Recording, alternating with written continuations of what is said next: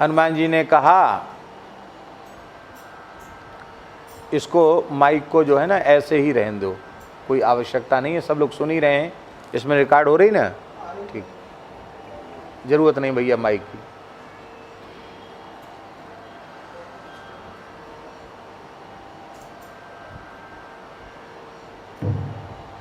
श्री जानकी जी की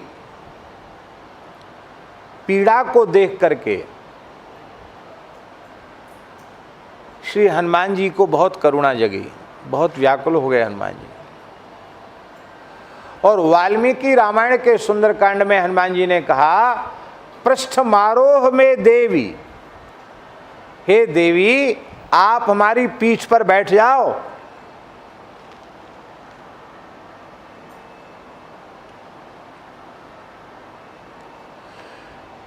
बोले बहुत समय लग जाएगा, बहुत दूरी है। बोले नहीं नहीं समय नहीं लगेगा। वही तेयम सबो जगह जबे, वेग में गरुड़ जी के समान हूं मैं, पलक झपकते ही राम जी के चरणों में पहुंचा दूंगा, बैठ जाओ पीठ पर। जानकी जी बोली कि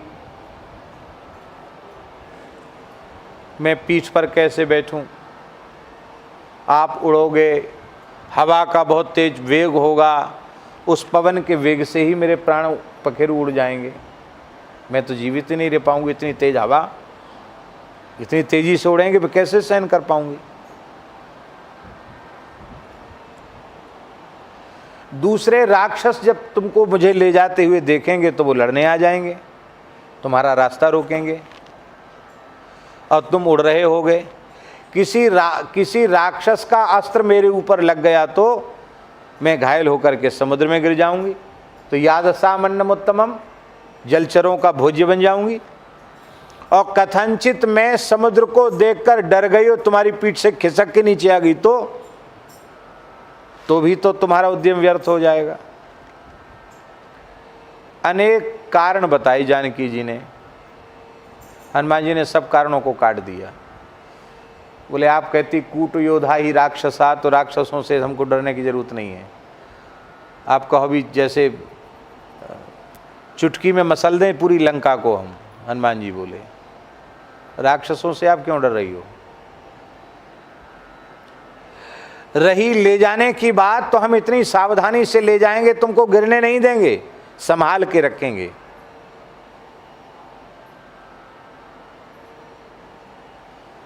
जानकी जी ने कहा हनुमान देखो अब तुमको क्या कहें, तुम तो हट कर रहे हो ले चलने का। देखो ऐसा है कि मैं पतिव्रता हूँ, श्री राम जी के अतिरिक्त अन्य किसी पुरुष का स्पर्श में नहीं कर सकती। रावण मुझे बलपूर्वक ले आया, उसमें मैं पराधीन थी, मैंने अपनी इच्छा से तो स्पर्श नहीं किया। पर तुम्हारी पीठ पर मैं बैठती हूँ तो धर्म नष्ट होगा, क्योंकि मैं अपनी इच्छा से बैठ रही हूँ। हनुमान जी ने कहा ये भी कारण ठीक नहीं। क्यों? अरे भाई बेटा चाहे जितना जवान हो, मैया की गोद में बैठने लायक हमेशा है, और मैया को गोद में बेटा उठा लेता। बड़ी बूढ़ी मैया को गोद में बिठा के तीर्थ भी कराते हैं लोग, कंधे पे लेके तीर्थ कराते हैं मैया को। तो आप मेरी माता हैं, मैं आपका पुत्र हूं। ऐसी स्थिति में माता पुत्र की पीठ पर बैठ जाए, उसमें कौन सा धर्म बाधित हो गया। आप इधर उधर की बात बना रही हैं, असली बात तो आप छिपा रही हैं, आप असली बात बताना नहीं चाहती। श्री जानकी जी के नेत्र भराए। श्री जानकी जी ने कहा शरणागति का सिद्धांत हमारा प्राण है। अब तक मैं उसे छिपा रही थी, लेकिन हनुमान जी तुम खोद खोद के पूछ रहे हो, इसलिए मैं तुम्हें बतला रही हूँ कि यदि मैं तुम्हारा आश्रय लेकर राम जी तक पहुँच गई तो प्रपत्ति रूपी सिद्धांत नष्ट हो जाएगा। सबल साधन का आश्रय लेकर के मैंने भगवान को प्राप्त कर लिया, ये हो जाएगा। आप सबल साधन है, सबल साधन का आश्रय लेकर के मैंने भगवान को प्राप्त किया, ये हो जाएगा। और मैं केवल भगवान का भरोसा करके, भगवान का आश्रय लेकर के यहाँ पड़ी हूँ। नाम पाहरू दिवस निस, ध्यान तुम्हार कपाट, लोचन निज पद जंत्रित, जाहि प्राण के ही बाट। मैं यहां पड़े पड़े निरंतर राम नाम का स्मरण कर रही हूं। मैं वहां नहीं जाऊंगी। माम नयेद यदि का कुत्साह, तत्तस्य सदृशम भवेत। वाल्मीकि रामायण की पंक्ति है। राम जी स्वयं आकर मुझे ले जाएंगे तो वह राम जी के योग्य होगा, उसमें राम जी का नाम होगा। हम अपना नाम नहीं चाहते, हम तो राम जी का ही नाम हो यही चाहते हैं। राम जी के योग्य यही होगा को आकर के हमको यहां से लेके जाएं। समझ में अंतर आ गया?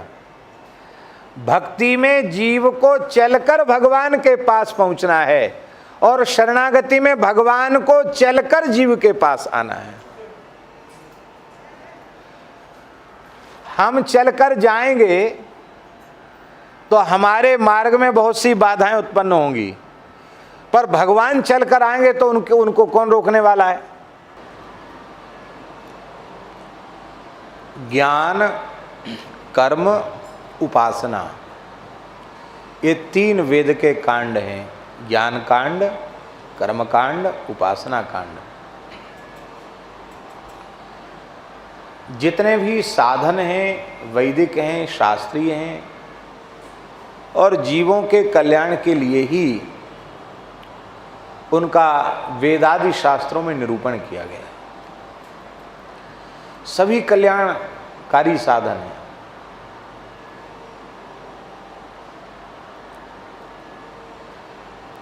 पर इन समस्त साधनों में सबसे उत्कृष्ट साधन क्या है? जो सबसे श्रेष्ठ हो और सबसे सरल हो, वो कौन सा साधन है? सबसे श्रेष्ठ हो, सबसे सरल हो और सबको सुलभ हो, किसी के लिए भी दुर्लभ न हो। सहज सुलभ श्रेष्ठतम साधन हो, जिस साधन का आश्रय लेने से फिर किसी दूसरे साधनांतर के आश्रय की आवश्यकता ही न रह जाए। ऐसा कौन सा साधन है? तो हमारे वैष्णवाचार्यों ने दो साधन सुनिश्चित किए, एक भक्ति और दूसरा प्रपत्ति। कौन से साधन? भक्ति और प्रपत्ति। प्रपत्ति माने शरणागति। दो साधन है, एक साधन है भक्ति और एक है प्रपत्ति माने शरणागति। ये दो साधन है।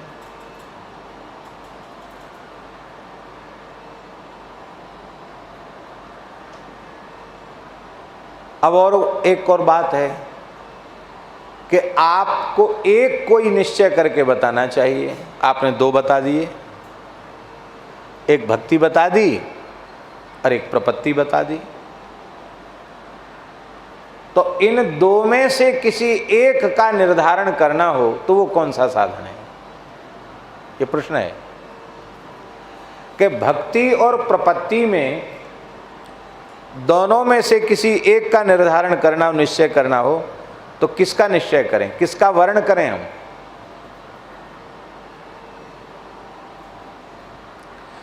तब भक्ति और प्रपत्ति दोनों का पृथक पृथक विचार करना पड़ेगा। भक्ति किसको कहते हैं और प्रपत्ति किसको कहते हैं?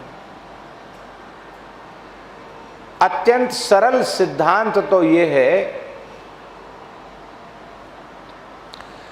भक्ति का जो श्रेष्ठतम, उत्कृष्टतम, विशुद्धतम, सार सर्वस्वभूत जो स्वरूप है उसी का नाम है प्रपत्ति। ध्यान में आई बात। भक्ति रूपी साधन का जो सार सर्वस्व प्राण है, ऐसा समझिए, निचोड़ है, वह है शरणागति।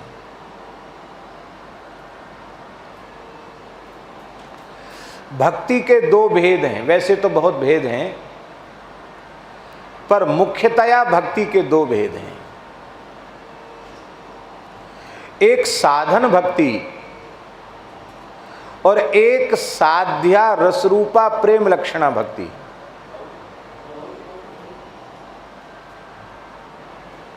ये भक्ति के दो भेद हैं। साधन भक्ति क्या है? तो बहुत सरल शब्दों में हम कहेंगे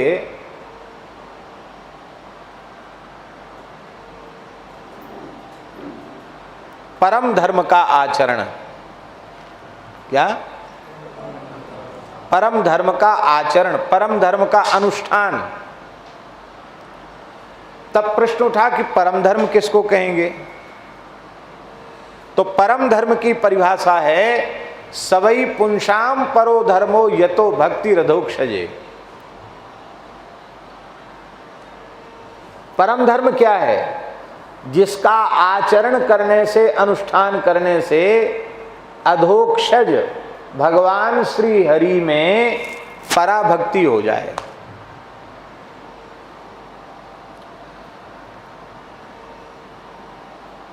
सवई पुंसाम परो धर्मो यतो भक्ति रधोक्षजे, भगवान में भक्ति हो जाए।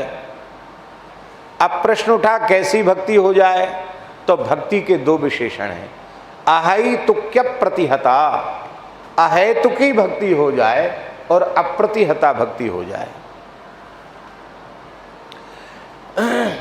भक्ति में कोई हेतु न हो। हेतु माने कामना। भक्ति में कोई कामना होगी, हेतु होगी, हेतु होगा, तो जब तक हेतु की पूर्ति नहीं हुई है तब तक तो भक्ति बनेगी, और हेतु की पूर्ति होते ही भक्ति शिथिल हो जाएगी। कई बार तो शिथिल नहीं, भक्ति समाप्त हो जाती है। काम पूरा हो गया, अब भक्ति करने की क्या आवश्यकता है?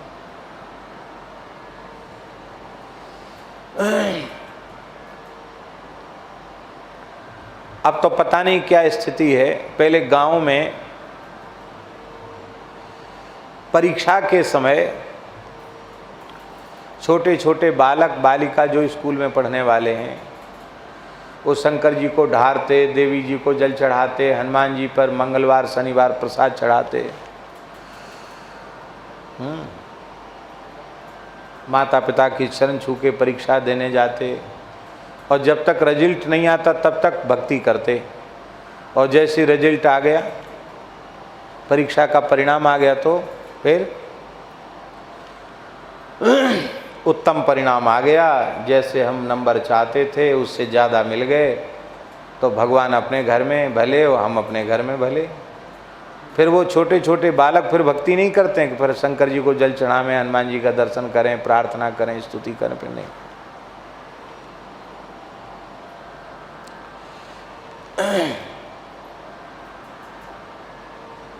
कामना युक्त जो भक्ति है वो दीर्घकाल तक चलती नहीं है। कामना की पूर्ति होते ही वो भक्ति शिथिल हो जाती, शिथिल नहीं कई बार समाप्त भी हो जाती। इसके लिए भक्ति का विशेषण है अहेतुकी, जिसमें कोई हेतु ना हो, कामना ना हो, स्वाभाविक भगवान से प्रेम हो।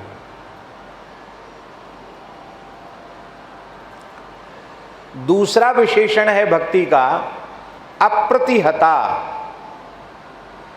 भक्ति बाधित नहीं होनी चाहिए। अबाधित रूप से भक्ति का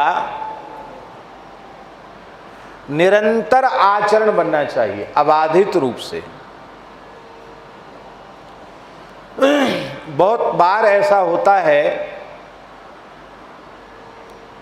कि बहुत से लोग बड़े तीव्र वेग से भक्ति का आचरण आरंभ करते हैं। घंटों बैठ जाएंगे, कम खाएंगे, कम सोएंगे, बड़ा कठोर एकदम साधन में अपने आप को कस देते हैं।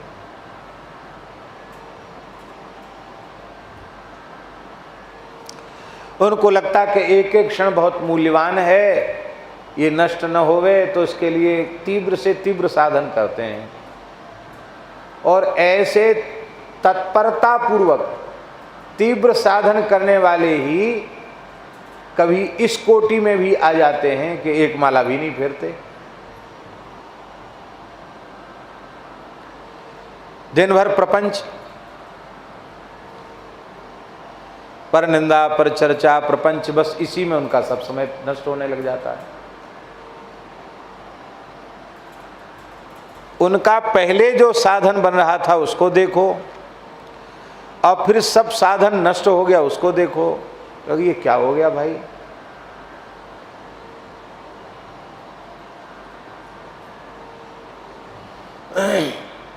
साधन भक्ति जो है वो प्रतिहत नहीं होनी चाहिए, अबाधित होनी चाहिए, बाधित नहीं होनी चाहिए। सारी बाधाओं को तोड़कर भक्ति आगे बढ़ती चली जाए, बाधा नहीं पड़नी चाहिए।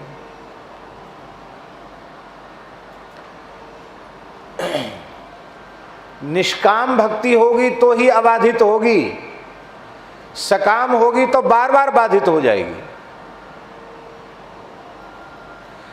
हिमालय से गंगा जी चली हैं समुद्र तक, बीच में कितनी बाधाएं आई,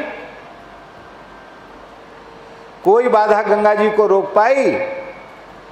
बड़े बड़े पर्वतों को विदीर्ण करती हुई, चूर्ण बनाती हुई, और गंगा जी जाकर समुद्र में मिली हैं। जहां से निकली है वहां इतना जल है, गोमुख में जाओ, आप चाहो तो छलांग लगा के पार कर सकते हो।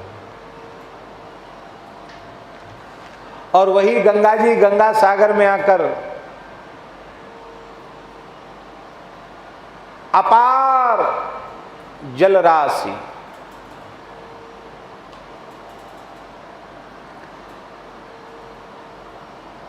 ये समझना मुश्किल है इनमें गंगा जी कौन सी है, समुद्र कौन सा है। गंगा ही समुद्र बन जाती है। इसीलिए श्री वल्लभाचार्य जी महाराज ने सुबोधनी जी में गंगा जी के उद्धरण को ही अबाधिता भक्ति का लक्षण माना है। वे कहते हैं, बहुत सुंदर बात है, वे कहते हैं कि मद्गुण श्रुति मात्रेण, भागवत जी का श्लोक है, मद्गुण श्रुति मात्रेण मयि सर्व गुहाशये मनोगति रविच्छिन्ना यथा गंगाम वसुम बुधौ। तो यथा गंगाम वसुम बुधौ, तो वल्लभाचार्य जी कहते हैं कि गंगा जी का हिमालय से निकलकर समुद्र तक जाना यही अबाधिता भक्ति का स्वरूप है।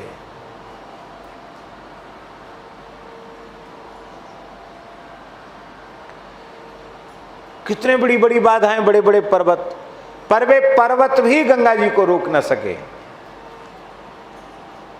बड़े बड़े बांध लोगों ने बना दिए, फिर भी गंगा जी को रोक न सके।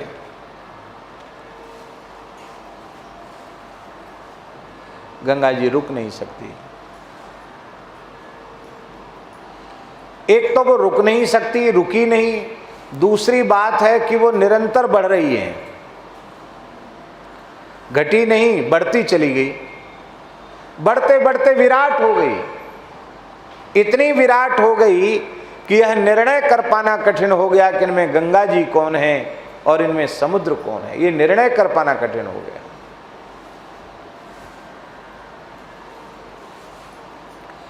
ऐसे ही हमारी भक्ति आरंभ में कम हो पर बढ़े तो इतनी बढ़े कि बढ़ते बढ़ते सारी बाधाओं को चकनाचूर करती हुई प्रेम के अगाध समुद्र जो भगवान श्री कृष्ण हैं, भगवान श्री हरि हैं, उनमें जाकर हमारी भक्ति रसधारा मिल जाए और इस प्रकार से मिल जाए कि ये निर्णय कर पाना अत्यंत कठिन हो जाए कि इनमें समुद्र कौन है और गंगा कौन है।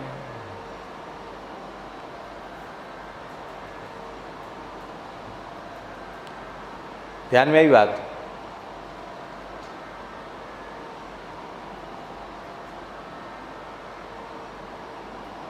भक्त भगवान में भेद कर पाना कठिन हो जाता है, एक रूपता आ जाती है। हम लोग महाराष्ट्र स्थली चंद्र सरोवर में बैठे हैं,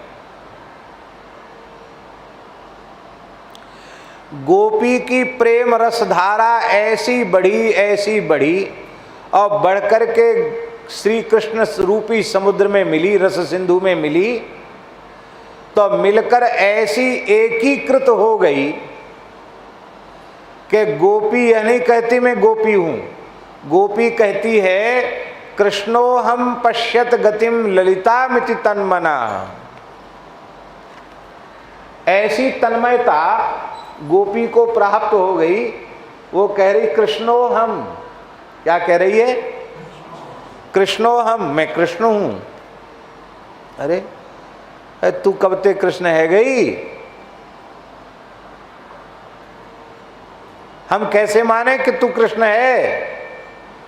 कहती पश्यत गतिम, हमारी गति देखो, हमारी चाल ढाल देखो, हमारी अवलोकन देखो, हमारी मंद मुस्कान देखो, हमारी त्रिभंग ललित अवस्था देखो, हमारे अधर पर बंसी देखो, हमारे मोर मुकुट को देखो।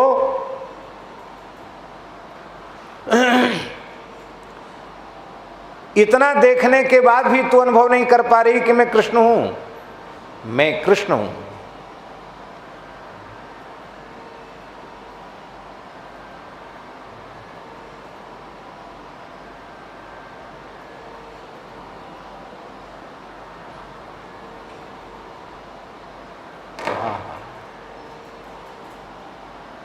संत भगवंत में जो अंतर नहीं रह जाता है, ये यही बात है। विष्णु पुराण में एक प्रसंग है, विष्णु पुराण में, कि श्री प्रहलाद जी महाराज को विशाल पर्वत से दबा करके और बड़े बड़े पाशों से उनको बांध दिया गया। अब पर्वत से दबा दिया गया और पर्वत से दबाकर पर्वत के सहित प्रहलाद जी को पाशों से बांध करके विराजो। आपको नीचे बैठने में तकलीफ होगी तो कुर्सी पर बैठ जाए, हैं? नहीं। तो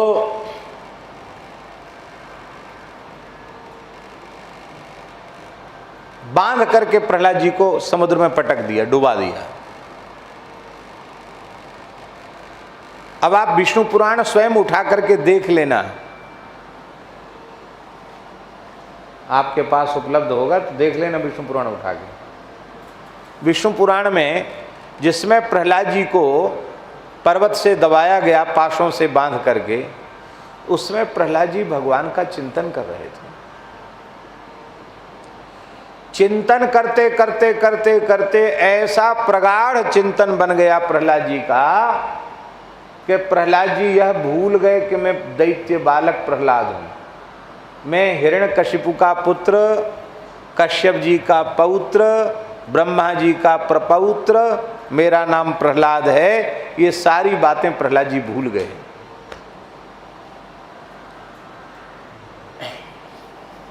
और उस समय प्रहलाद जी क्या कह रहे हैं, वे श्लोक पढ़ने योग्य हैं। लगता है इनसे बड़ा ब्रह्मज्ञानी और कोई दूसरा होगा नहीं।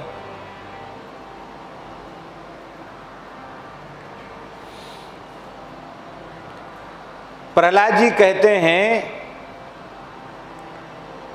चेतना चेतनात्मक ये जो जगत है इस सब का कारण मैं ही हूं, सूक्ष्म और स्थूल दोनों मैं ही हूं, मुझसे भिन्न कुछ नहीं है।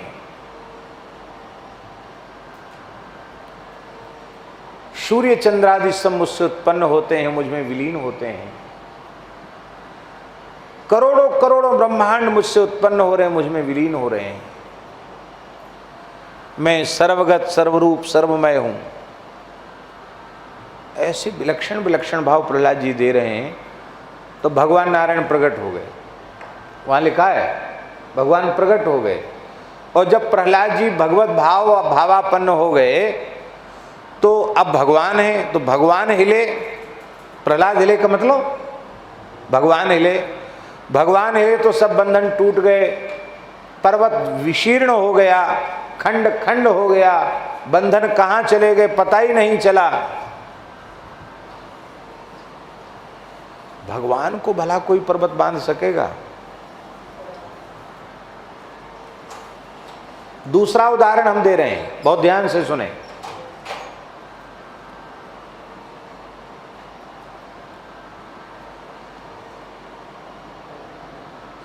यदैक पादेन सपार्थिवार्भकः, उत्तान पाद के कुमार ध्रुव, पुत्र ध्रुव जब अपने दाहिने पैर के अंगूठे के बल पर खड़े होकर के भगवान श्रीमन नारायण का ध्यान करने लगे, श्री हरि का ध्यान करने लगे,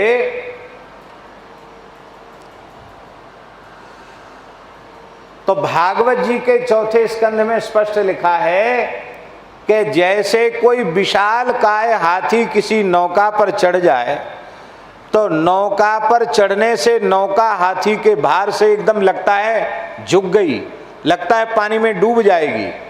ऐसे ही ध्रुव जी के दाहिने पैर के अंगूठे के भार से ये पृथ्वी ऐसी झुक गई जैसे नौका झुक जाती है, ऐसे झुक गई। अब देखो, विचार करो, 5 वर्ष के बालक में कितना वजन होगा और केवल अंगूठे के बल पर खड़े हैं और उनके अंगूठे के भार से निपीड़िता मही, ये धरती ऐसी निपीड़ित हो गई कि जैसे कोई हाथी नौका पर चढ़ गया हो, धरती झुक गई। आशय क्या है इसका? आशय ये है कि ध्रुव जी ध्यान करते करते ऐसे तदाकार हो गए हैं कि अब ध्रुव जी नहीं है, ध्रुव जी के दाहिने पैर के अंगूठे का भार अनंत कोटि ब्रह्मांड नायक सर्वेश्वर परात्पर परब्रह्म परमात्मा की शक्ति का भार है। यह है भक्त और भगवान की एकता।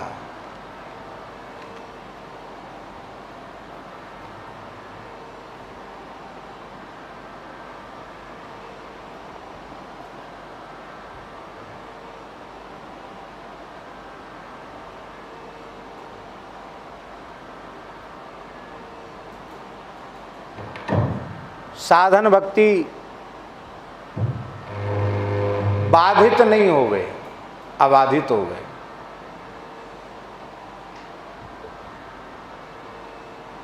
हमारे साधन में साधन कहो या साधन भक्ति कहो, दो बात नहीं, एक ही बात है। साधन भक्ति में विक्षेप तभी उत्पन्न होता है जब जाने अनजाने हरि गुरु संत इनके प्रति हमारा अपराध बनता है। भजन में बाधा पड़ जाए, ध्यान में बाधा पड़ जाए, साधन में बाधा पड़ जाए, तो पक्का निश्चय कर लो कि कहीं न कहीं हमसे भारी अपराध बन रहा है। और फिर आत्मनिरीक्षण करो, उस अपराध को रहने मत दो, उस अपराध में जियो मत, उस अपराध को मिटा दो। अपराध के समाप्त होते ही और साधन पुनः निर्बाध गति से चलने लग जाएगा।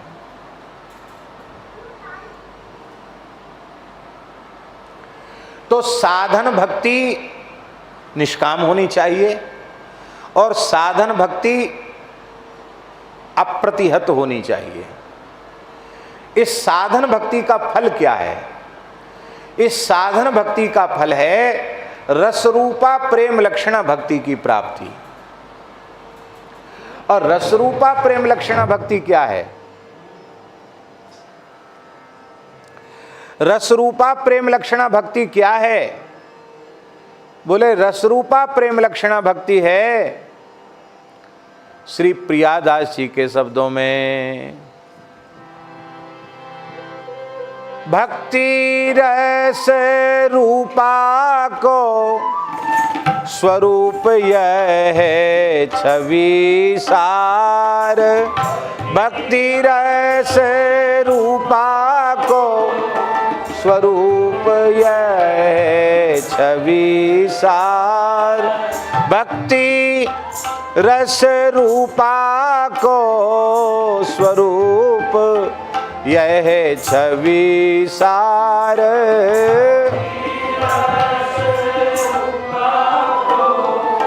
स्वरूप यह है चारु हरि नाम लेत असुवन झरी है।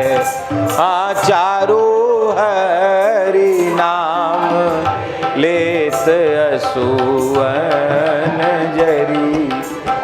हाँ चारु हरि नाम लेत असुवन झरी है।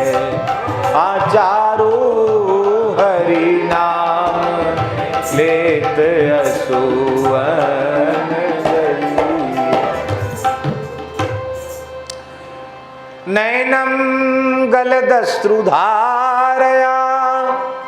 श्री चैतन्य महाप्रभु। नैनम गलदश्रुधारया वदनम गदगद रुद्धया गिरा। पुलकैर्निचितं वपु कदा तब नाम ग्रहणे भविष्यति। हे नाथ, हमारे जीवन में कब ऐसा भाग्यशाली क्षण आएगा जो आपका पवित्र नाम लेते ही, मधुराति मधुर नाम लेते ही मेरे नेत्रों से अविरल अश्रुधारा बहने लग जाएगी। हमारा कंठ गदगद हो आएगा, हमारा हृदय प्रेम से लबालब भर जाएगा।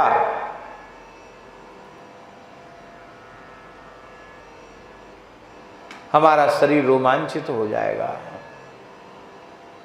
ऐसा मंगलमय क्षण हमारे जीवन में कब आएगा?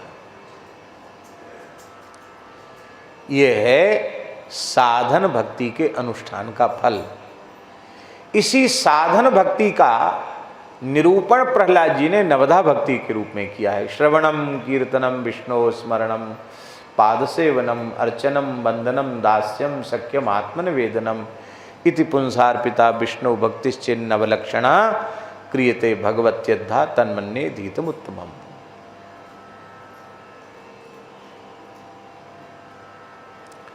और इससे जो विशुद्ध रसरूपा प्रेम लक्षणा भक्ति प्राप्त होती है वो साध्या भक्ति है।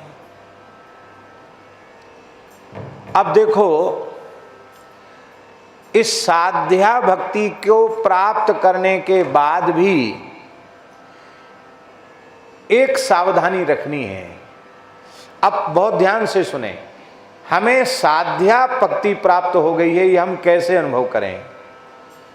हम साधन भक्ति को पूर्ण कर चुके हैं और अब हमें साध्या भक्ति प्राप्त हो चुकी है, रसरूपा भक्ति हमें प्राप्त हो चुकी है। इसका अनुभव करने का प्रकार क्या है, हम कैसे अनुभव करें? तो भक्ति का स्वरूप बताया है आचार्यों ने। तैल धारावत अविच्छिन्न भाव से, अखंड भाव से भगवन नाम रूप गुण लीला की अखंड अक्षुण्ण स्मृति संतान रूप भक्ति है।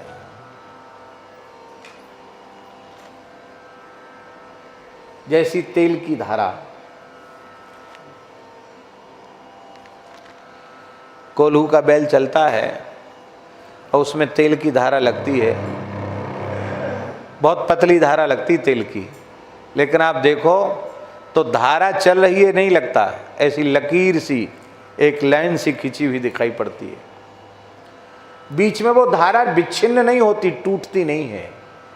ऐसी भगवान के नाम की, भगवान के स्वरूप की, भगवान की लीला की अखंड स्मृति बनी रहे। सोते जगते खाते पीते किसी भी अवस्था में भगवान की क्षणार्ध भी विस्मृति न हो, ये रस रूपा प्रेम लक्षण भक्ति का स्वरूप है। हम तो भगवान को भूले हुए ही हैं।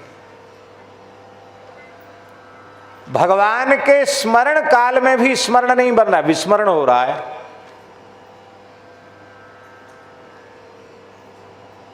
स्मृति में भी स्मृति नहीं है, स्मृति में भी विस्मृति है।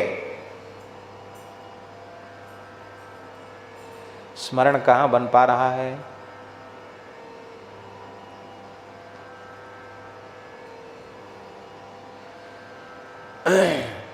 इसी चंद्र सरोवर की बात है। पूज्य बाबा ठाकुरदास जी महाराज के मुखारविंद से हमने सुना, बाबा ठाकुरदास जी कहते थे कि पंडित जी महाराज ने कहा, पूज्य पंडित श्री गया प्रसाद जी महाराज, गिरिराज जी वाले बाबा सरकार, पंडित जी महाराज ने कहा कि 23 घंटा 59 मिनट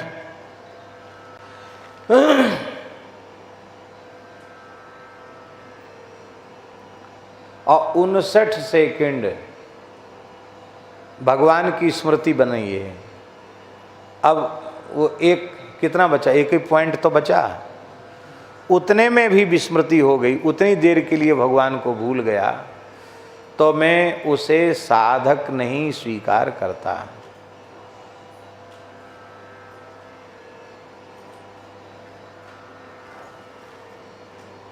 तेईस घंटा 59 मिनट और 59 सेकंड स्मृति बन रही है। एक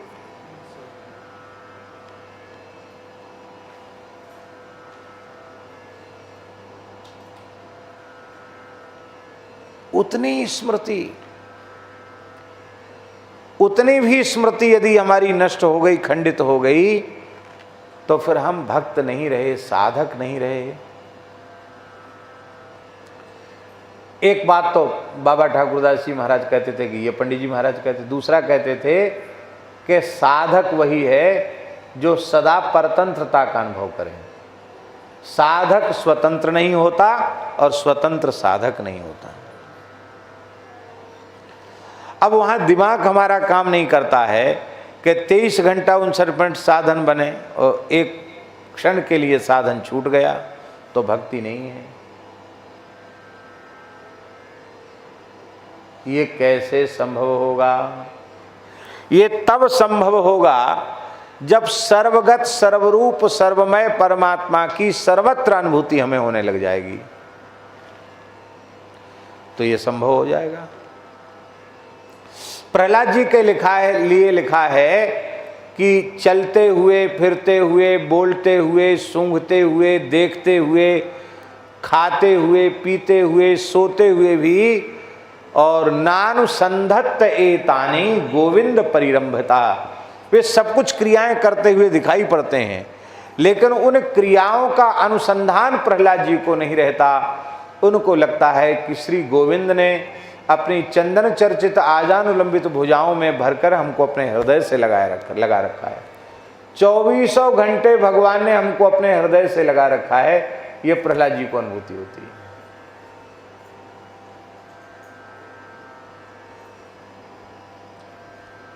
संभव है। संभव न होता तो महापुरुष कहते ही क्यों? अभी इसी विनय पत्रिका में गोस्वामी जी अनेक स्थलों पर कह चुके हैं। अभी पिछले में पद आया जिसमें तुलसीदास जी महाराज ने कहा कि हे प्रभु, मुझे आपके नाम का आश्रय है। कैसे आश्रय है? बोले जैसे जल मीन को, क्या कहा? जैसे जल मीन को, जैसे मछली को जल का आश्रय है। जल को मछली का आश्रय नहीं है, पर मछली को जल का आश्रय है। मछली बिना जल के नहीं रह सकती, जी नहीं सकती, मर जाएगी। ऐसे ही मैं बिना भगवान नाम के जी नहीं सकता। अब जी नहीं सकता तो एक क्षण भी नहीं होगा तो मर जाएंगे। यह है अखंड स्मृति। ये अखंड भगवान की जो स्मृति है, ये अखंड स्मृति भी कथनचित दुर्भाग्य से, किसी हेत्वंतर से, किसी कारण से अंतिम क्षण में विस्मृति के रूप में उपस्थित हो गई। भगवान की विस्मृति हो गई तो फिर जिसकी स्मृति रह जाएगी उस रूप में जाना पड़ेगा।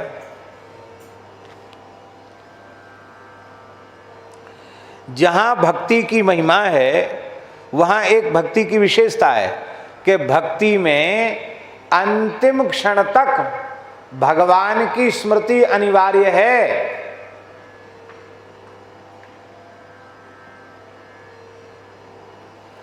अंतिम क्षण में भी यदि भगवान की विस्मृति हो गई, अब हाँ ठीक है, दंडोत प्रणाम, भगवान के अतिरिक्त अन्य किसी की स्मृति हो गई तो जिसकी स्मृति बनी है वहां जाना पड़ेगा। फिर राजर्षि श्री भरत जी महाराज इतने उच्च कोटि के भक्त हैं, साक्षात भगवान के पुत्र हैं, ऋषभदेव जी महाराज के पुत्र हैं। और भगवान भरत जी पर इतने प्रसन्न हैं ऋषभदेव भगवान कि अपने 99 पुत्रों को बोल रहे हैं, और 99 पुत्र नहीं, सारी प्रजा को बोल रहे हैं, अक्लिष्ट बुद्धिया भरतम भजध्वम। अक्लिष्ट बुद्धि से तुम भरत जी का भजन करो, भरत जी का आश्रय लो।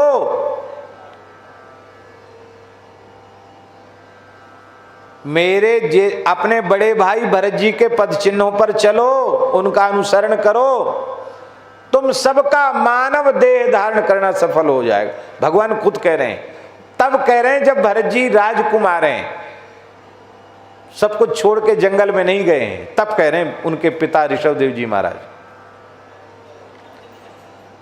और वे भरत जी, उनका वैराग्य कैसा है, उनका महाराज जी वैराग्य ऐसा है कि जहु युवैव मलवद उत्तम श्लोक लालसा। युवावस्था में चक्रवर्ती सम्राट के पद का, भोगों का ऐसे त्याग कर दिया, ऐसे त्याग कर दिया, मलवत, जैसे व्यक्ति मल का त्याग कर देता है। कैसे किया त्याग? बोले उत्तम श्लोक लालसा। भगवान को प्राप्त करने की ऐसी व्याकुलता थी, उस व्याकुलता में संसार के भोगों को, राज्य को ऐसे छोड़ दिया जैसे मल का त्याग किया जाता है। और सब कुछ त्याग करके राजर्षि भरत जी पुलहाश्रम में चले गए। गंडकी नदी जहां से प्रवाहित होती है, शालिग्रामी गंगा जहां बहती हैं, वहां पुलहाश्रम में चले गए।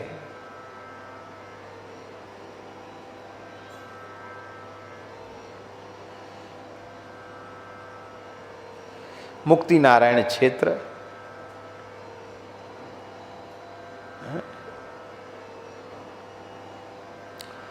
असंख्यों शालिग्राम स्वरूपों को जो अपने गर्भ में धारण करती हैं, ऐसी गंडकी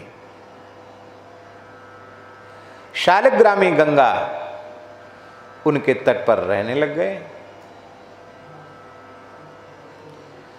सुंदर सुंदर शालिग्राम स्वरूपों को अपनी पर्णकुटी में रखते, उनकी सेवा करते। तो महाराज जी ऐसी स्थिति प्राप्त हो गई भरत जी को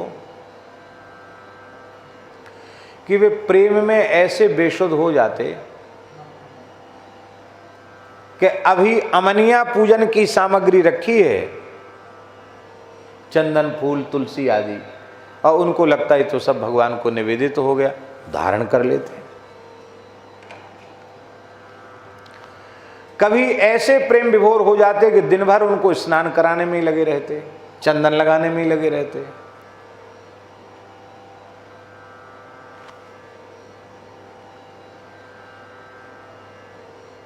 भगवान के लाल लाल चरण कमल का ध्यान करते करते ऐसे बेसुध हो जाते, कई बार अपने ही पैरों को देखकर लगता है कि भगवान के चरण हैं ये।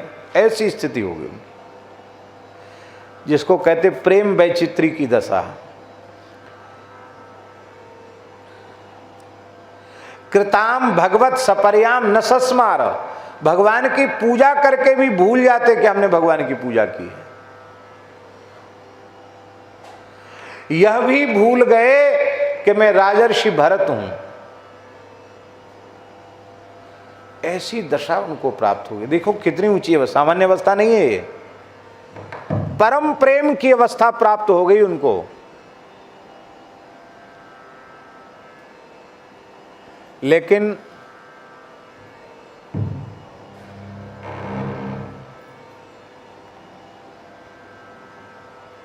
कब किस जीव का दुर्भाग्य जग जाएगा कोई ठिकाना नहीं है। गंडकी नदी में खड़े खड़े जप कर रहे थे, नाभि पर्यंत जल में खड़े थे। एक गर्भिणी मृगी ने जल पीने के लिए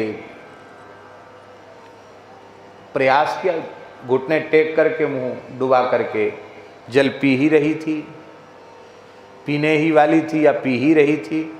उसी समय सिंह ने गर्जना की, तो सिंह की गर्जना सुन करके वह भयभीत हुई और भयभीत होकर के छलांग लगाई, उसने कूदी। तो अत्यंत वेग से प्राण रक्षा के लिए छलांग लगाने के कारण उसके गर्भ में जो शिशु था मृग, वो गर्भ से बाहर आ गया जोर लगाने से, और वो तो स्वयं उधर जाके गिरी और मर गई। अब उसका छोटा सा नवजात बच्चा वो पानी में बहने लग गया।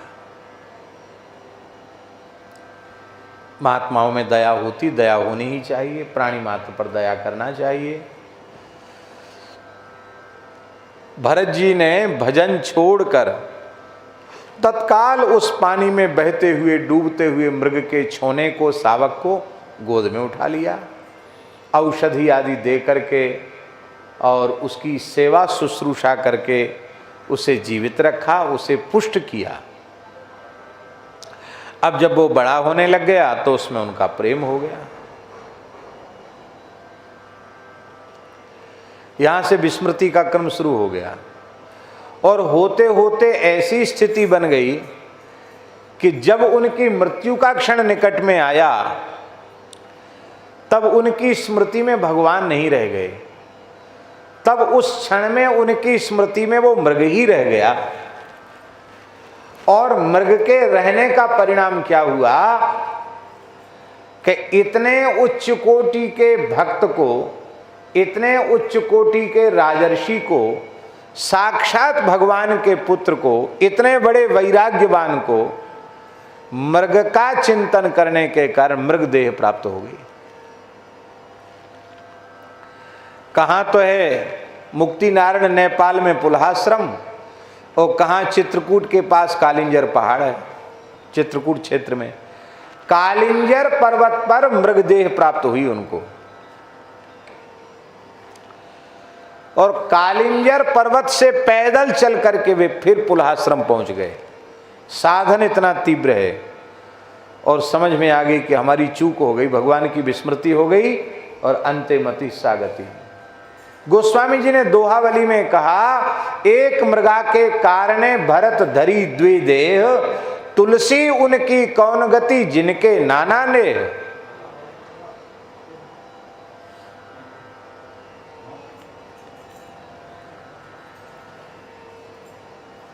तीसरा जन्म फिर जड़ भरत जी के रूप में हुआ, कथा आप सब जानते ही हैं। मृग के कल्याण का चिंतन किया था तो मृग को कल्याण की प्राप्ति का अधिकारी मानव शरीर मिला। आपने मृग का चिंतन किया था इसलिए आपको मृग बनना पड़ा।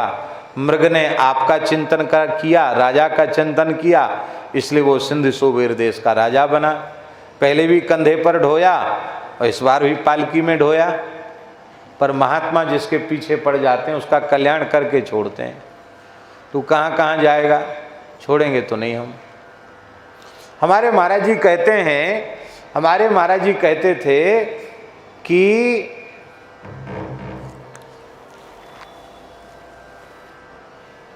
क्या बिगड़ा भरत जी का। महाराज जी कहते थे भाई बिगड़े तो तब जब साधन न बने। मृग शरीर में भी भजन बन रहा है, जड़ भरत के रूप में भी भजन बन रहा है और रहुगण का उद्धार हो रहा है। और रहुगण के जड़ भरत जी के संवाद के रूप में न जाने कितने जीवों का उद्धार हो रहा आज भी। पर इस घटना को इस अंश में देखना चाहिए कि सारे जीवन भगवान की भक्ति की गई, किंतु अंतिम क्षण में यदि भगवान की विस्मृति हो गई तो वो बाधित हो गई भक्ति। इसलिए अहै तुक्य प्रतिहता, अप्रतिहता, अबाधिता भक्ति होनी चाहिए। बाधा पहुंच गई, बाधा पहुंच गई तो अंतराय आ गया, विघ्न उपस्थित हो गया।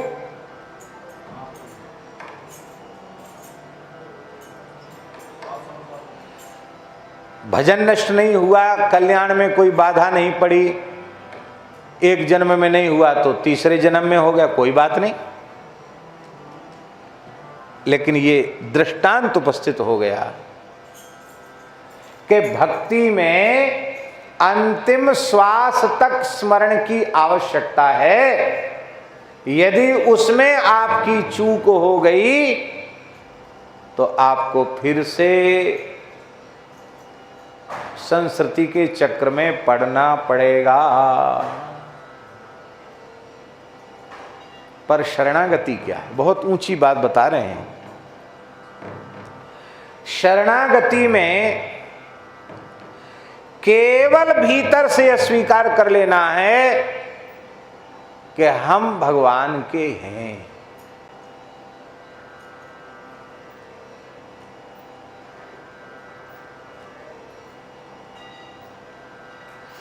अपना तन मन प्राण सर्वतो भावेन भगवान को अर्पित कर देना है।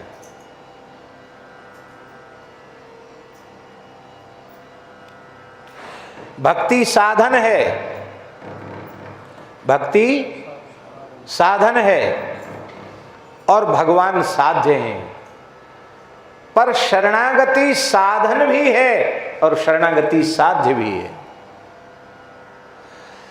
उपाय भी शरणागति है और उपेय भी शरणागति है। ये एक विशेष बात है। शरणागति भक्ति का उत्कृष्टतम स्वरूप है। वो इसलिए हम निवेदन कर रहे हैं कि उसमें उस उपाय भी है और उपेय भी है।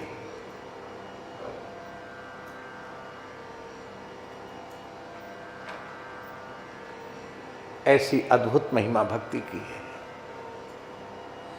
ऐसी अद्भुत महिमा शरणागति की है। वहां अंतिम क्षण तक स्मृति की भी जरूरत नहीं है। अब भगवान जाने, आत्म कल्याण की भी इच्छा की आवश्यकता नहीं है। भगवान जाने, हम जिसके हैं वो जाने, हम क्या जाने।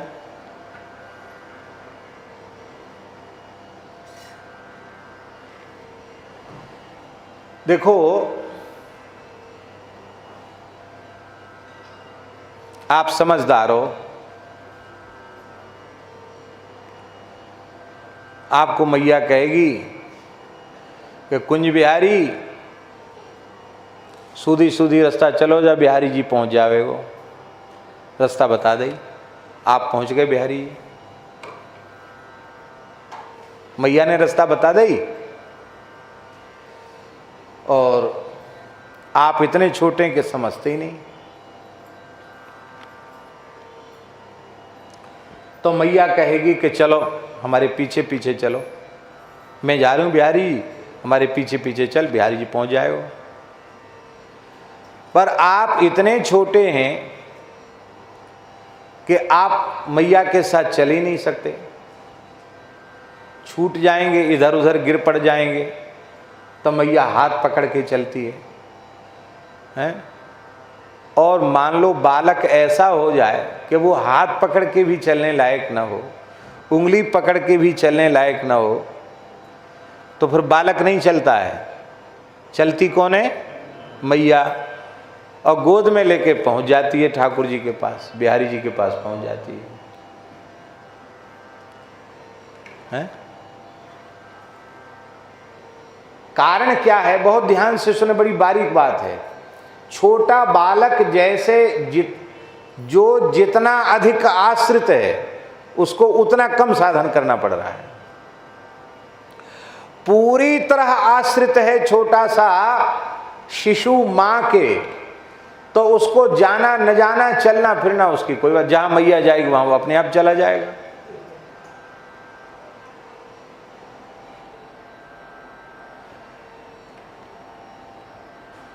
कहां तक कहें, उस बालक के रुग्ण होने पर कड़वी दवा माता खाती है और दूध पी करके बालक स्वस्थ हो जाता, उसको गोली भी नहीं खानी पड़ती। तो जैसे एक छोटा शिशु, स्तनंद शिशु अपनी मां के आश्रित हो जाता है, ऐसे हम भगवदाश्रित हो जाएं, ऐसे हम हरिगुरु संतों के आश्रित हो जाएं पूरी तरह भीतर से। इसको कहते हैं प्रपत्ति। इसको क्या कहते हैं? इसको कहते हैं शरणागति। ऐसी शरणागति होने के बाद फिर भगवान की विस्मृति होती नहीं, क्योंकि साधन में अपना बल है और शरणागति में अपना बल नहीं है।